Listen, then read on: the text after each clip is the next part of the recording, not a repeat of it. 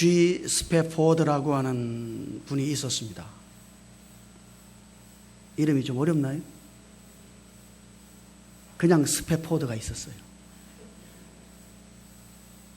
이분이 변호사입니다. 변호사일 뿐 아니라 시카고 의과대학의 법리학 교수였습니다. 그리고 더 중요한 것은 시카고에 있던 무디 교회의 회계 집사였습니다. 그러니까 여러분, 이분의 삶이 얼마나 평탄했는지 짐작이 가시죠? 그랬었는데 1873년 그 가정에 아주 엄청난 시험들이 몰려들기 시작했습니다. 화재가 났는데 집이 완전히 잿더미가 됐어요. 가지고 있던 재산도 완전히 잿더미가 됐고, 아니 거기까지는 괜찮은데 그의 부인이 그 화재로 인해서 충격을 받아가지고 심히 병약해졌습니다. 의사가 권유하기를 이 아내와 함께 휴양이라도 좀 다녀와야 된다고. 그래서 이 스패포드가 그 아내와 그의 네 딸들과 함께 영국으로 휴양을 가기로 하고 그 영국으로 가는 여객선을 예약했어요. 그런데 사실 그 당시 일어난 시카고 대화재로 인하여 스패포드의 집만 불탄 것이 아니라 그가 섬기던 무디 교회의 예배당이 완전히 잿더미가 됐거든. 그러니까 그 무디 교회 예배당을 재건해야 하는 그 일 때문에 이 스패포드가 그 교회 재정 담당 집사니까 자기 가족들과 함께 떠나지를 못하게 된 거예요.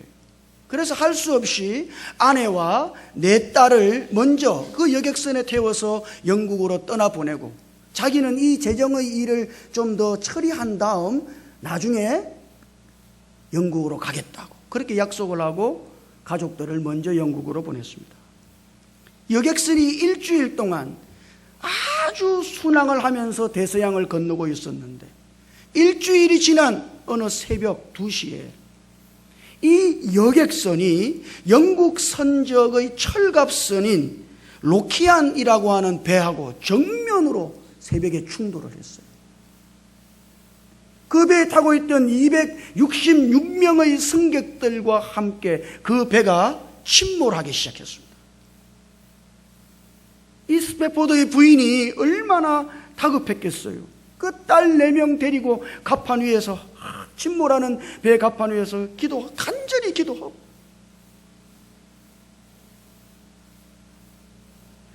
그랬음에도 불구하고 그 배는 완전히 침몰했습니다.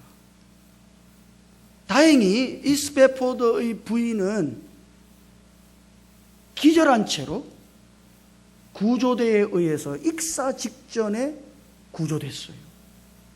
그런데 나머지 스패포드의 네 딸은 거기서 모두 다 익사했습니다.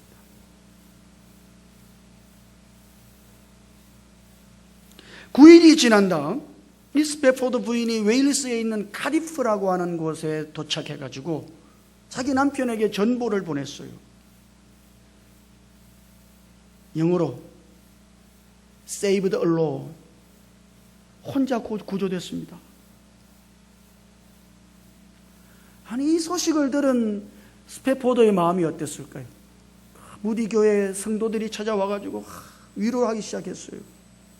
스패포드가 한다는 말이 내게 이런 어려운 고난이 닥쳐왔습니다만 그래도 내가 주님을 의지하게 되었으니 내가 주님을 의지하고 있으니 괜찮다고. 그리고 스패포드는 부인을 데려오기 위하여 영국으로 배를 타고 건너가기 시작했습니다.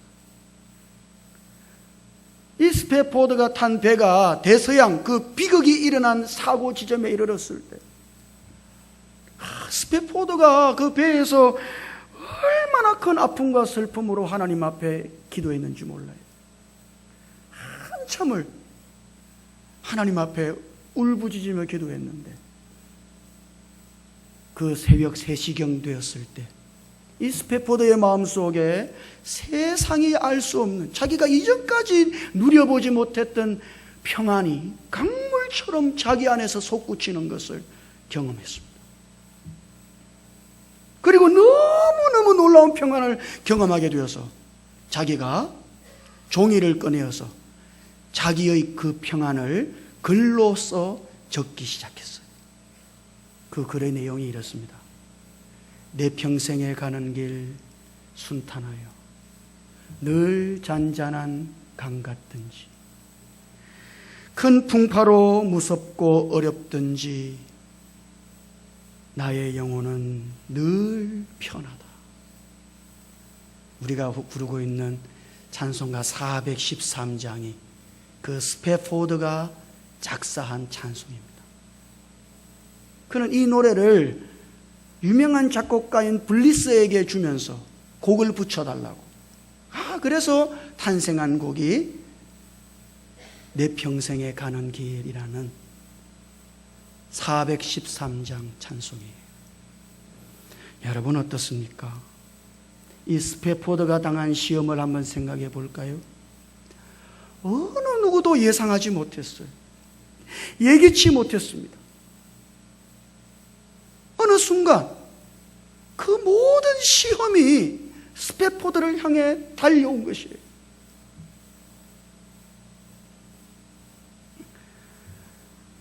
세상에 어떻게 이런 일이 이렇게 겹쳐서 일어날 수 있을까 싶을 정도로 그렇게 엄청난 시험이 스패포드에게 온 것이죠. 그렇다면 오늘 저는 여러분들께 묻고 싶어요. 그러면 오늘 우리의 삶은 예외인가? 이런 시험은 누구에게나 일어날 수 있는 것입니다.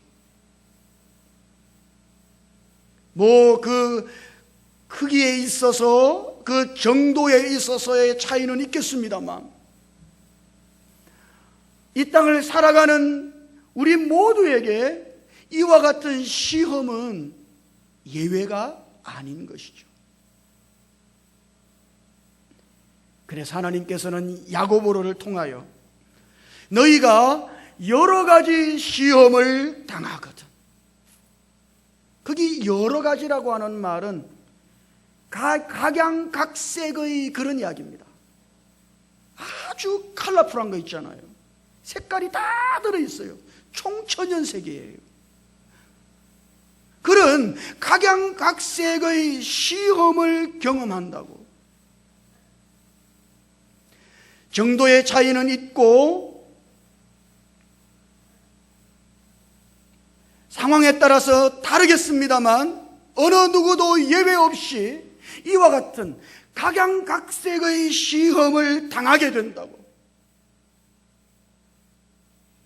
시험이 없는 인생은 아무도 없다고.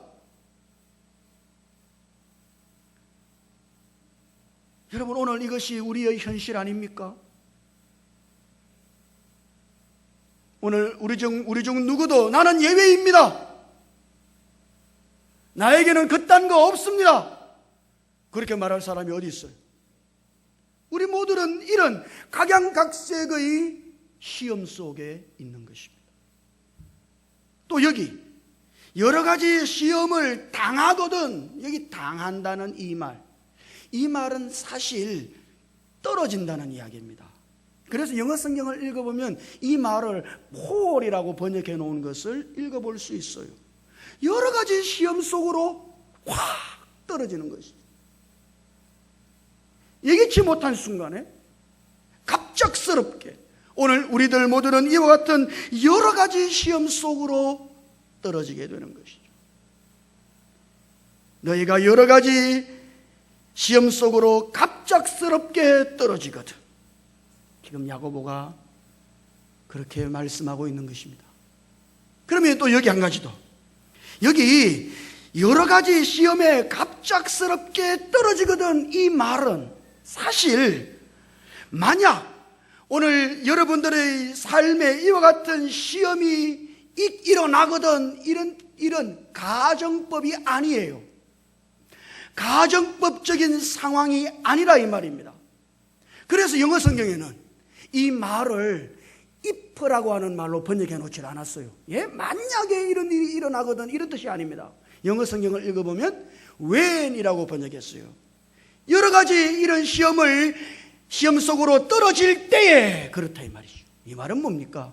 사실 이것은 시험을 당하느냐 안 당하느냐 그 어느 누구의, 이거는 만약의 상황이 아니라, 이거는 가정의 상황이 아니라 오늘 우리의 현실이 이와 같은 시험을 통과하는 삶이라고 하는 것을 하나님은 야고보를 통하여 우리들에게 보여주는 거예요. 그러니까 시험을 당하느냐, 어떤 시험을 만났지, 그것이 얼마나 크고 얼마나 아프냐, 그것이 중요한 것이 아니라 사실은 오늘 우리가 이런 시험을 만날 때 이런 시험을 어떻게 통과할 수 있을 것인가,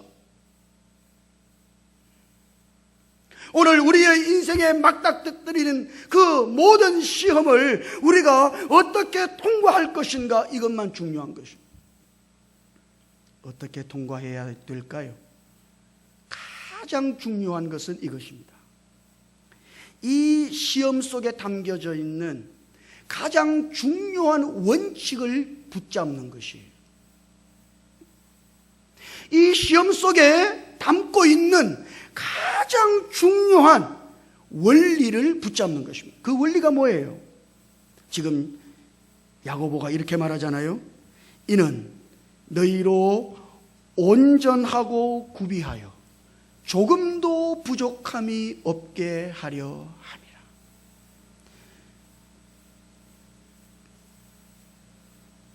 시험이라고 하는 것이 우리를 완전하게 만들고 그 시험이 우리를 구비시켜서 조금도 부족함이 없도록 우리 안에 이와 같은 성숙을 이루어가는 계기가 된다는 말씀인 것이죠.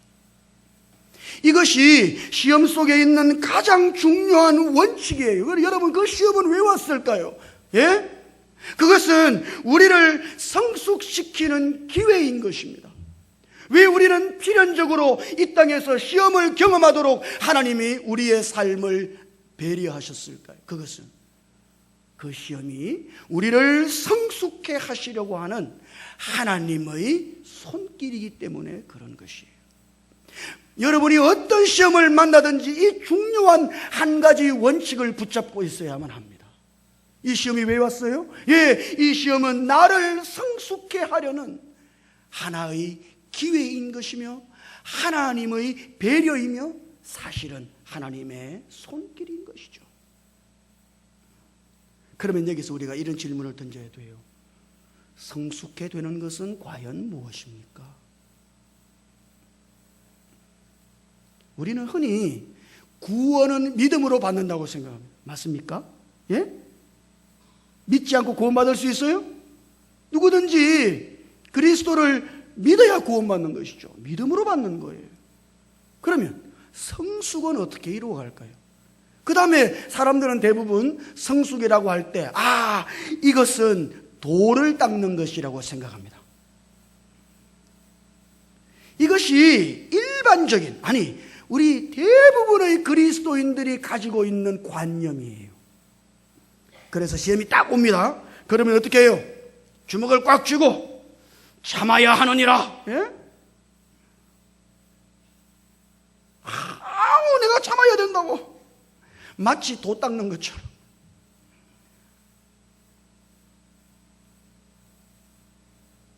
무언가를 수행하는 사람처럼 이를 악물고 내가 참아야 된다고. 이렇게 하는 것을 성숙이라고 생각할 때가 많아요. 여러분도 그렇습니까? 흔히 쉽게 말해보죠. 마치 이 성숙이라고 하는 것을 우리의 인격 수양으로 생각한다 이 말이에요. 내가 인격을 수양하고 있는 중이에요. 지금 이 시험 속에서. 그러니까 나는 참아야 되는 것이죠. 인격 수양을 위하여. 그래서 주먹을 불끈 쥐고 나는 참을 거예요. 그렇게 해서 인격을 수양하는 것을 성숙이라고 생각한단 말이죠. 여러분, 하나님이 말씀하시는 성숙은 그와 같은 것이 아닙니다. 성숙이라고 하는 게 뭘까요? 여러분 잘 들어보십시오. 성숙이라고 하는 것은 우리 안에 있는 거듭날 때 받은 하나님의 생명이, 여러분 안에 하나님의 생명이 있습니까? 그 생명이 여러분들 안에 자라서 오늘 우리가 그 생명으로 말미암아 살고, 그래서 우리의 삶이 그 생명을 표현할 때 그것이 성숙이 되는 것입니다. 인격 수양하고는 차원이 다른 거예요. 성숙이 뭐라고요? 여러분 이거를 여러분의 마음속 깊이 담아 두십시오. 성숙은 뭐예요? 그것은 인격 수양하는 게 아닙니다. 돌을 닦는 게 아니에요. 그것은 우리 안에 있는 생명이 우리 안에서 자라나가지고 우리가 그 생명에 의해서 살고 그 생명을 우리의 삶으로 표현할 때, 그것이 성숙에 이른 것이에요. 이해가 잘 안 되죠? 그럼 이거 한번 생각해 보죠. 지금 야고보가 이렇게 말씀합니다. 이는 너희 믿음의 시련이 인내를 만들어내는 줄 우리가 알미라. 그러니까 이 믿음의 시험을 통하여 인내가 만들어진다는 것이죠. 이 만들어진다는 말이 뭘까요? 사실은 더 정확하게 번역하자면 우리 안에 인내가 작동되게 한다는 이야기입니다. 이게. 인내가 없었는데 그 인내를 만들어내는 게 아니라 우리 안에 이미 인내가 있어요. 그 인내가 우리 안으로부터 작동되게 만든다고요. 뭐가? 시험이 그런 것이죠.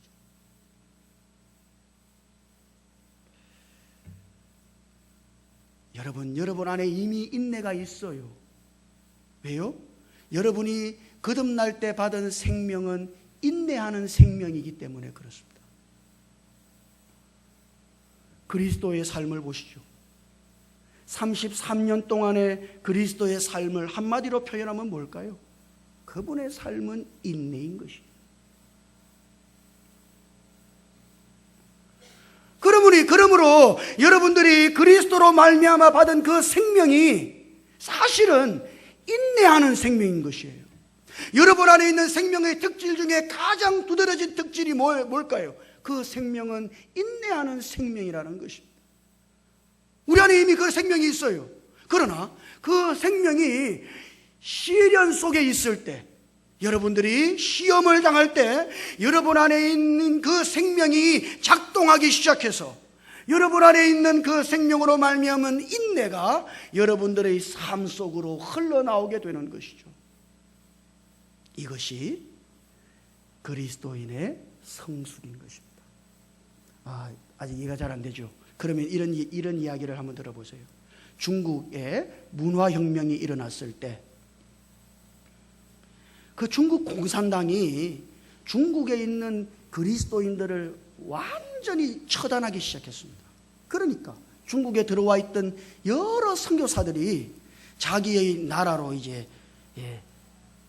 도망을 가야 되는 그런 상황이 벌어졌어요. 한 영국 선교사가 있었는데 자기도 이제 그 핍박을 인하여 자기의 조국 영국으로 돌아가야 됐는데, 그런데 자기와 함께 사역하는 중국인 사역자들을 그 중국 땅에 놔두고 가려고 그러니까 너무 마음이 아픈 거예요. 그래서 이 영국 선교사가 중국 동역자 사역자들에게 말했어요. 같이 가자고. 영국으로 같이 떠나가자고. 그렇게 말했더니 그 중국인 사역자가 갑자기 티백을 하나 들고 오더니, 우리 차 끓여 먹을 때 있는 티백 있잖아요. 그 티백을 하나 들고 오더니 내가 선교사님께 질문 하나 드릴 테니까 용서하시고 대답해 주시라고. 말하라고. 선교사님, 이 티백이, 잘 들어보십시오. 이 티백이 뜨거운 물 속에 들어가지 않고 차를 마실 수 있겠습니까? 원래 차라고 하는 것이 티백 안에 들어있어요. 맞습니까? 그러나 그 티백 안에 있는 그 차가 물 밖으로, 그 밖으로 우러나려 그러면 반드시 뜨거운 물 속에 들어가야 하는 것이죠. 그래서 그 중국 사역자가 말을 이어갔습니다. 선교사님, 저와 저의 가족일랑 염려하지 마시고 속히 선교사님의 고국으로 떠나가십시오. 선교사님이 이 땅에 돌아오시는 날 제가 제대로 된 차맛을 나타내도록 기도해 주십시오. 여러분, 이것이 지금 하나님께서 우리 안에서 하시고자 하시는 일을 나타내는 것입니다. 여러분들은 티백과 같은 존재다 이 말이에요. 여러분 안에 차를 가지고 있는 것이죠. 아니, 비유니까 여러분 안에 하나님의 생명이신 그리스도를 가지고 있어요. 그러나 그 그리스도가 여러분의 삶 밖으로 우러나는 것은 여러분들이 시련 속에 있을 때인 것입니다. 여러분들이 시험 속에 담겨지는 그 순간 여러분 안에 있는 생명이신 그리스도께서 작동하시기 시작하시는 것이죠. 그리고 그리스도의 인내가 우리 안에 작동해서 그 인내가 우리 바깥으로 표출되도록, 이 인내는 나의 인내가 아니라 그리스도의 인내예요. 그렇게 그 생명으로 살고 그 생명을 드러내는 바로 그것이 그리스도인들의 성숙인 것이죠. 하나님은 시험을 통하여 뭘 하기를 원하실까요? 여러분들의 인격을 수양하기를 하나님은 원하지 않으십니다. 참아야 하느니라. 하나님은 이렇게 살기를 원하지 않으세요. 오늘 우리 안에 있는 하나님의 생명이 그 시험 속에서 약동하기를 원하시는 것이죠. 그래서 그 생명으로 말미암는 참된 인내가, 그리스도의 인내가 오늘 우리의 삶으로 표현되기를 하나님은 기다리고 계신 것입니다. 이것이 오늘 우리가 바라는 하나님의 성숙인 것인 거예요. 여러분, 이거는 대단히 놀라운 것이에요.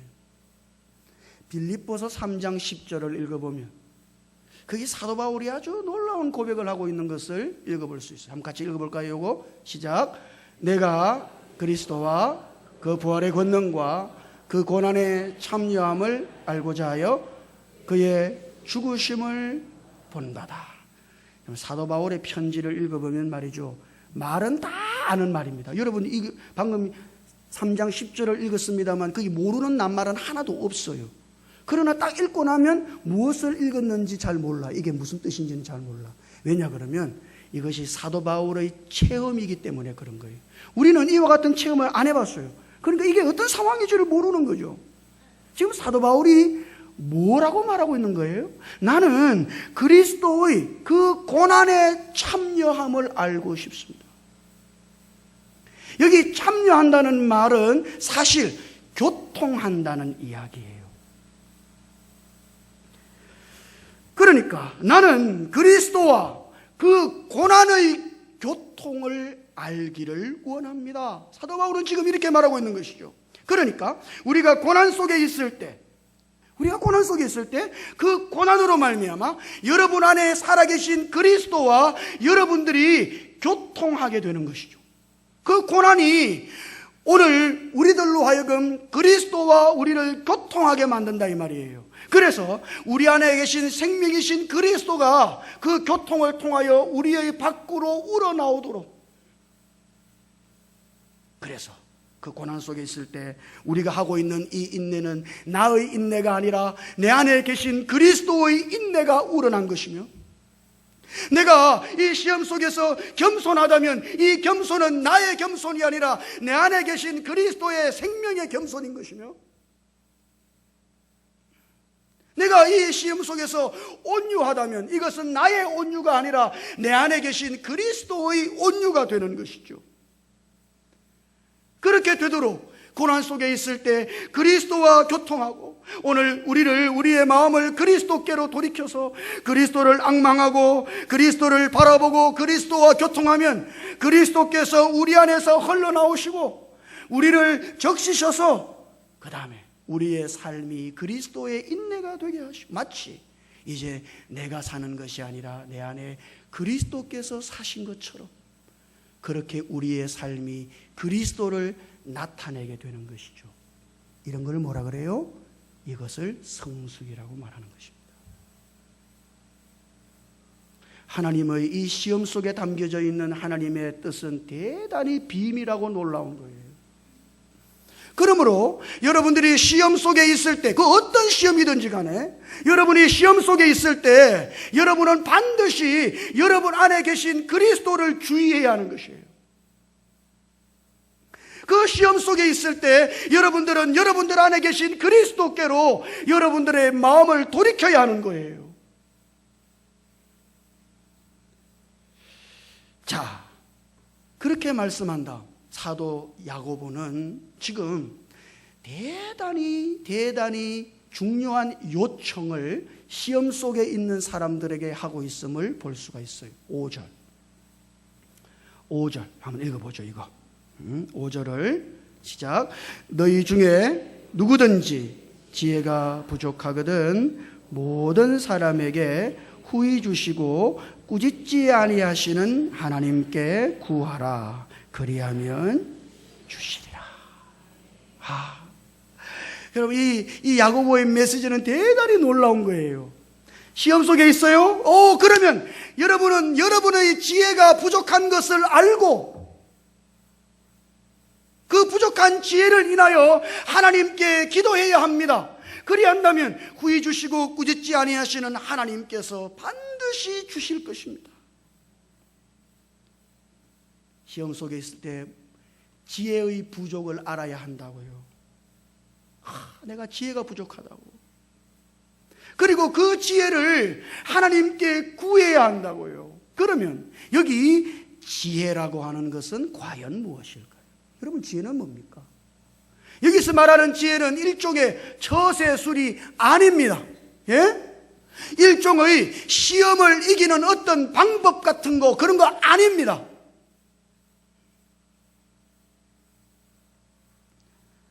어떤 상황 속에서 긍정적인 마음을 가지세요. 그와 같은 자기 개발이 아닙니다. 사람들을 조종하는 그런 정치력이 아닙니다. 여기 이 지혜는 어떤 리더십을 가리키는 것이 아닙니다. 사람들은 시련 속에 있을 때 내가 어떻게 이 시련을 넘기지?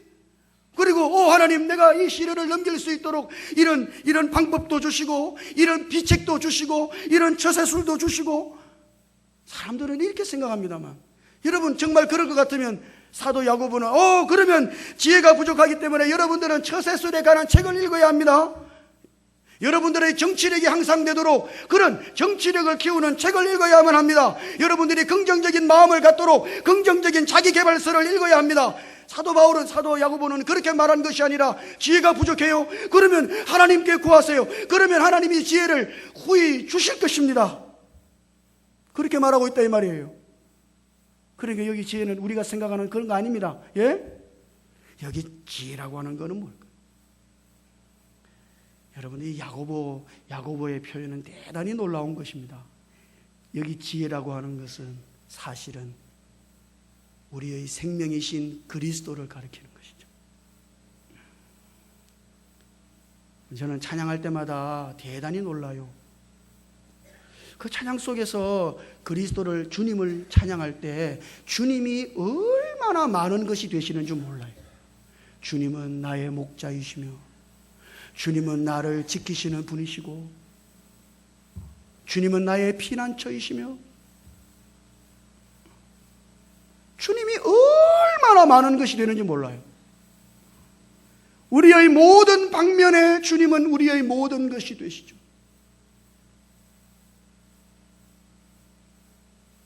그러므로 우리 안에 계신 그 주님이 사실은 우리의 지혜이신 것입니다. 여러분 한번 생각해 보시죠. 시련 속에 있을 때 많은 사람들이 주님이 없는 것처럼 살아요. 예? 주님은 저 하늘에나 계신 것처럼. 그리고 자기 힘으로 혼자서 고분분투, 야, 이를 악물고 내가 인내해야 하느니라. 자기 힘으로 살고 있는 것이죠. 주님은 없어요. 여러분, 오늘 우리가 시련 속에 있어보면 압니다. 우리 안에 주님의 분량이 얼마나 턱없이 부족한가 하는 것을. 여러분들 안을 한번 돌아보시죠. 그리스도가 여러분 안에 얼만큼 계시죠? 예? 여러분 안에 그리스도가 충만하신가요? 예. 그러면 여러분은 반드시 그 시련 속에서 그리스도로 말미암아 인내하게 될 것이며, 그리스도로 말미암아 겸손하게 될 것이며, 그리스도로 말미암아 그 시험을 이기게 될 것입니다. 그러나 많은 경우 여러분, 오늘 우리는 우리 안에 그리스도의 분량이 턱없이 부족한 거예요. 안 그렇습니까? 예? 그래서 시험을 당할 때 오늘 마치 우리는 나 혼자 있는 것처럼, 내 안에 그리스도가 계시지 않은 것처럼 혼자서 주먹 쥐고 혼자서 발부둥 치고 혼자서 어떻게 해보려고 그렇게 한다 이 말이에요. 그거는 대단히 지혜가 부족한 것입니다. 그리스도가 부족한 거예요. 그래서 사도 야고보는 어떻게 하라고요? 하나님께 그리스도를 달라고, 예? 여러분 안에 그리스도를 더 얻고 얻을 수 있도록 하나님을 앙망하라고. 그리하면 구해 주시고 꾸짖지 아니하시는 그 하나님이 뭘 주세요? 우리 안으로 지혜이신 그리스도를 우리에게 주시는 것이죠. 저는 여러분들이 이것을 분명히 실행해야 한다고 믿습니다. 여러분이 시련 속에 있다면 여러분은 반드시 그리스도를 얻고 더 얻어서 오늘 내가 그리스도로 충만하여지도록 그렇게 하나님을 앙망해야 하는 거예요. 그래서 하나님이 우리 안으로 그리스도를 주셔서 내가 그리스도로 가득 채워져서 내가 사는 것이 아니라 마치 이 시련 속에 그리스도께서 사신 것처럼, 이 시련에 내가 있는 게 아니에요. 이 시련 속에 그리스도가 계신 것이죠. 그래서 그리스도의 인내가 나를 통하여 나타날 뿐 아니라, 그리스도의 온유가 나를 통해 나타날 뿐 아니라, 그리스도의 그 어떠하심이 나를 통해서 나타나야 하는 것이죠. 이것을 할 때 우리는 점점 더 시험과 함께 성숙으로 나아가게 되는 것입니다.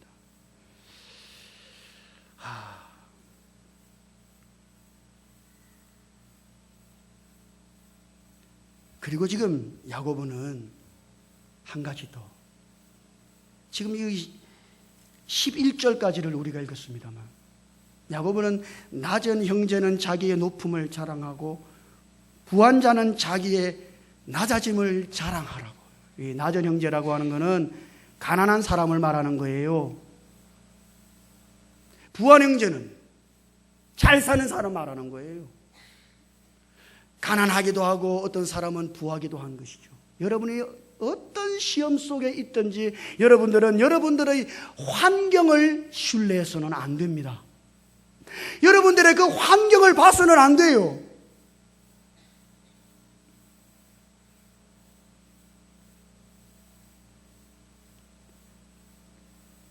시험 속에 있을 때 우리는 환경에 의해서 좌우되어서는 안 되는 것이죠.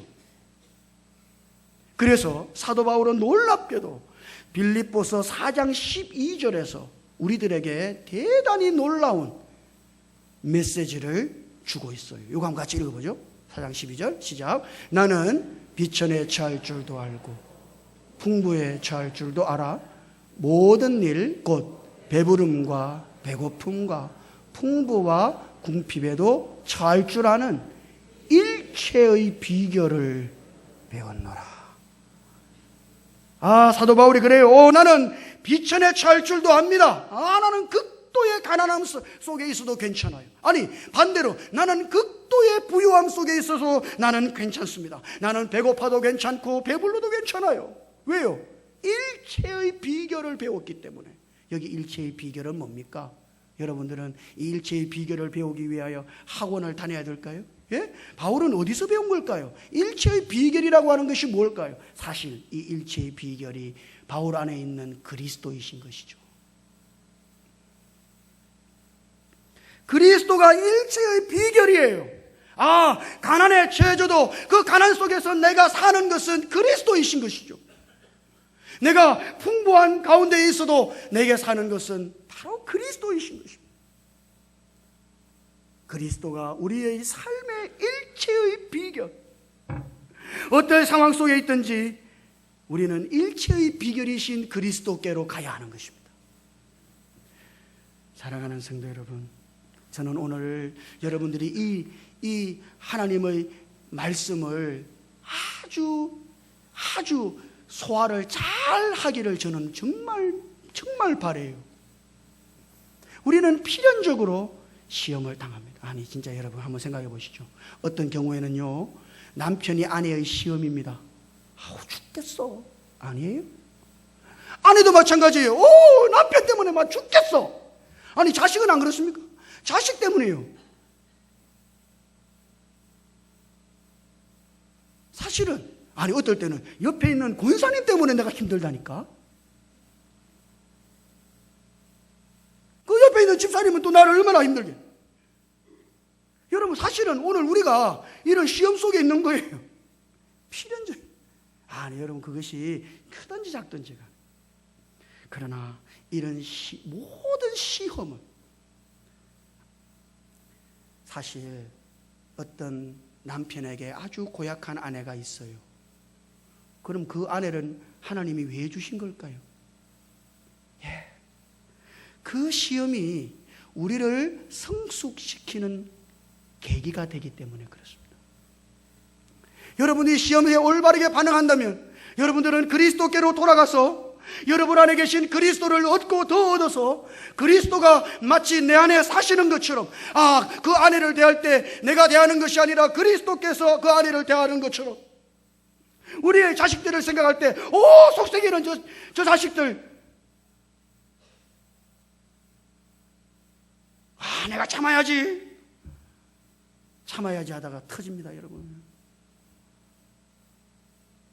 그러나 여러분들이 여러분 안에 계신 그리스도께로 돌이켜서 주님, 나는 주님의 생명이 너무 부족해요. 그리스도가 내 안에 부족합니다. 내 안에 그리스도를 주십시오. 그리고 그리스도로 충만해져서 여러분의 자녀들을 대할 때 마치 그리스도가 대하는 것처럼 대한다. 여러분은 성숙으로 나아가고 있는 것입니다. 시험 속에서 턱없이 부족한 그리스도의 분량을 정말 깨달으시기를, 내게 부족한 것이 그리스도임을 정말 깨달으시기를, 그리고 그리스도께로 가서 그리스도를 얻고 더 얻기 위하여 그리스도를 앙망하며 사시기를 주님 이름으로 축복합니다. 어떤 상황 속에서도 참된 비결이신 그리스도만 우리의 비결이에요. 그리스도께로 돌아가서 그 믿음의 비밀을 시험 속에서 온전히 누리며 사시기를 주님 이름으로 축복합니다. 기도하십시다. 주님,